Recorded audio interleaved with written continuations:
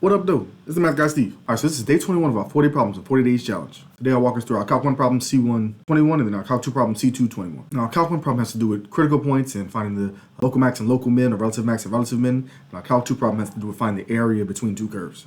Alright, let's start with C121. Okay, so C121 says find the critical points of f of x equals x cubed minus 2x squared plus 2 and then determine which are local maxima and local minima. Okay, so how we do that is first by finding f prime of x, right? So find the critical points, we take f prime of x and set it equal to 0. Okay, so f prime of x would be now the derivative of x cubed, we get 3x squared, derivative of negative 2x squared, we get minus 4x, and the derivative of 2, of course, is 0. And so to find our critical points, we would say set this function equal to 0. Okay, so 0 equals 3x squared minus 4x. And then solve for x. Now here, it's a quadratic. We got 0 on one side, so we can just factor the other side. So 0 equals, in factoring this, we factor out an x. So x times 3x minus 4. We got 0 on one side, factor the other side. Now set each factor equal to 0. Okay, so x equals 0 here, and then 3x minus 4 equals 0. So x equals 0. There's one of our critical points. It's really critical value, the x coordinate of the critical value. And then here, adding 4, we get 3x equals 4, divided by 3x equals 4/3. Okay, so there's our critical values.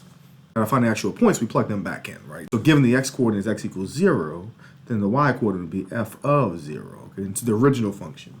And so that gives us what? 0 cubed minus 2 times 0 squared plus 2, in other words, 2. And so our critical point would be 0, 2. And then here, same thing, right? X equals 4/3. Then f of 4/3 would be 4/3 cubed minus 2 times 4/3 squared plus 2, okay? So finding a common denominator, multiplying this top by 3 and multiplying this by 27, we get 64 minus 96 plus 54 over 27, okay? Which is what, let's see. Which would be 118 minus 96, so it's that 22 over 27. And so our critical point there would be 4/3 22 over 27, okay? So we find our critical points. It also says to find the local max and local min, determine which ones are local max and local min. How we do that is by a second derivative test, okay? So we take the second derivative. So we saw f prime of x was 3x squared minus 4x. And so f double prime of x would be 6x minus 4. And so now we're just checking concavity, right, at that value. And so we plug in those x values into f double prime, right? So f double prime of 0, that critical value x, would be 6 times 0 minus 4, which is negative 4. So since this is negative, we know it's concave down there, meaning if it's concave down at that x value, then this is a local max, or relative max.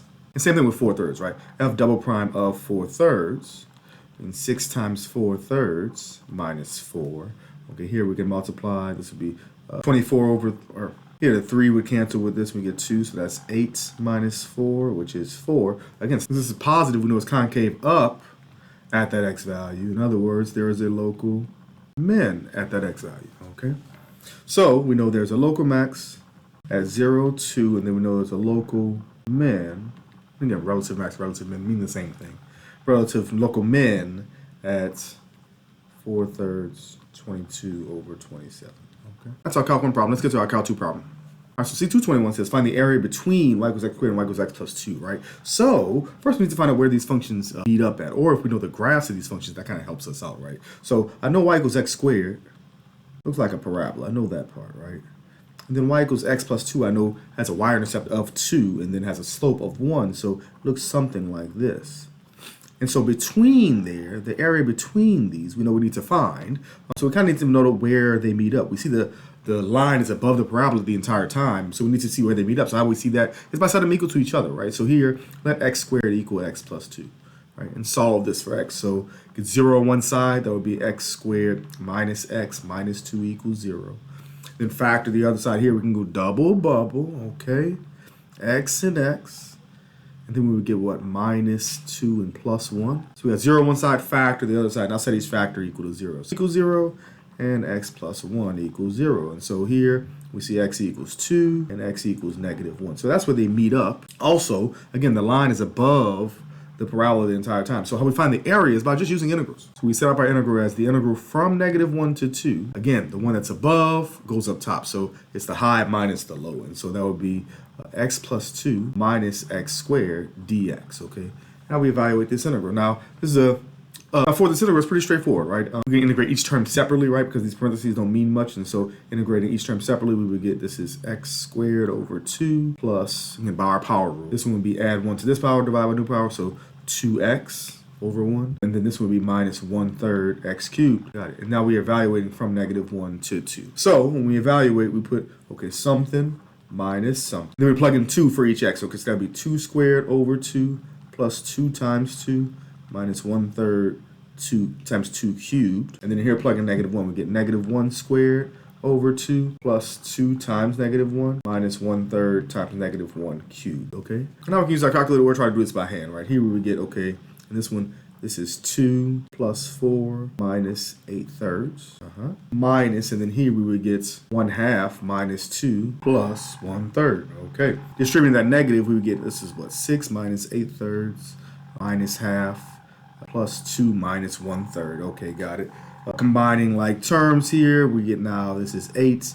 That's negative 8/3 minus 1/3 would be minus 9/3 or minus 3, and then minus half. So this gives us 5 minus half, in other words, 9/2. Okay. So that'll be the evaluation of this integral, or in other words, the area between those two curves.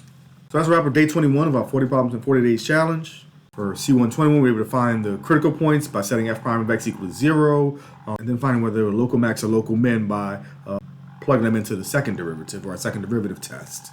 And then C221, we were able to find the area between those two curves by just using an integral, right? Of course, making sure we know where they meet up and which one was on top, okay, in order to evaluate, in order to set up the integral properly.